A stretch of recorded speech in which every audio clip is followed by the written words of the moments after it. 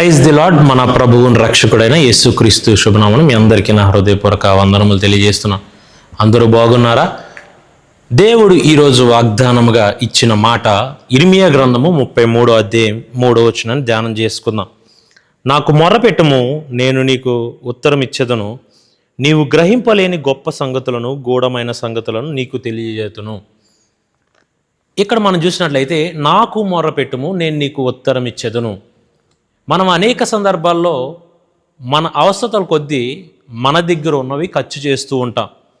కొన్నిసార్లు మన దగ్గరవి కూడా అయిపోయినప్పుడు ఇతరుల దగ్గరికి వెళ్ళి అర్థిస్తూ ఉంటాం, అనగా మొరపెడుతూ ఉంటాం.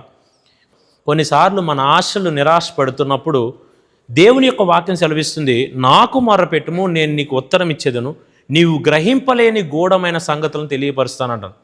హన్నా అనే సహోదరి దేవుని మందిరంలోకి వెళ్ళి దేవుని దగ్గర మొరపెట్టింది. ఎందుకంటే తనకి గర్భఫలం లేక అందరి చేత అనేక మాటలు అనబడుతుంది కనుక వారందరూ అన్న మాటలకి బాధ కలిగి దేవుని మందిరానికి వెళ్ళి మొరపెట్టినప్పుడు దేవుడు తన జీవితంలో గొప్ప కార్యాలు చేశాడు.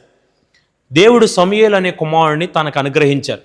ఈ వాక్యాన్ని వింటున్న మన జీవితాల్లో మనకున్న చింత యావత్తు ఆయన చెంత పెట్టి, మనకున్న శ్రమ శోధన ఏదైనప్పటికీ కూడా ఆయన దగ్గర పెట్టి దేవుని దగ్గర మొరపెడితే దేవుడు గ్రహింపలేని గూఢమైన సంగతులను మనందరికి తెలియపరుస్తానంటున్నారు. కనుక మనం మొరపెడదాం, దేవుని కార్యాలని, దేవుని యొక్క మేలుని మన జీవితాల్లో పొందుకుందాం. దేవుడు ఈ క్లుప్త వివరణ దీవించి ఆస్వాదించునుగాక. ఆమేన్. అందరికీ వందనాలండి. God bless you all.